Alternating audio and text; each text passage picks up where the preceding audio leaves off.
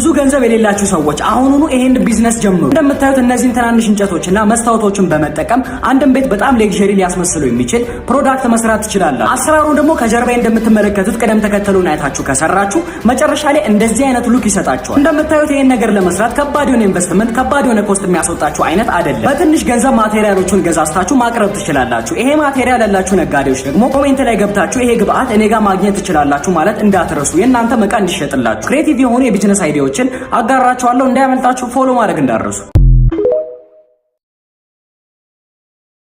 እኔ እናንተ ምን ያህል እንደምወዳችሁ ካላወቃችሁ ይሄንን የቢዝነስ አይዲያ ተመልከቱ። አንድን ቤት ከሚባለው በላይ ሊያሳምር የሚችል ፕሮዳክት ነው። በቤታችሁ ናችሁ ቺፕ በሚባሉ ማቴሪያሎች ማምረት ትችላላችሁ። አሰራሩም ደግሞ ከጀርባዬ እንደምትመለከቱት መስታወት፣ ካርቶንና እንደዚህ አይነት ትናንሽ እንጨቶችን በማምጣት የምትሰሩት ነው። ከጀርባዬ እንደምትመለከቱት ቅደም ተከተሉን አይታችሁ ከሰራችሁ መጨረሻ ላይ እንደዚህ አይነት በጣም የሚያምር አንድን ቤት በጣም ሌክዠሪ እና ስታይሊሽ ሊያስመስሉት የሚችሉት ፕሮዳክቶችን በቤታችሁ ናችሁ ማምረት ትችላላችሁ። ይሄ ፕሮዳክት ደግሞ የማይሸጥበት ምንም ምክንያት የለም። እናንተ አፎርደብል የሆነ ፕራይስ ማቅረብ ከቻላችሁ እኔ ከዚህ በላይ እናንተን ልወዳችሁ አልችልም። ምንም መሰጣችሁ ነገር የለም። ይሄንን የቢዝነስ አይዲያ ግን ተጠቀሙበት። ክሬቲቭ የሆነ የቢዝነስ አይዲያዎችን አጋራችኋለሁ። እንዳያመልጣችሁ ፎሎ ማድረግ እንዳትረሱ።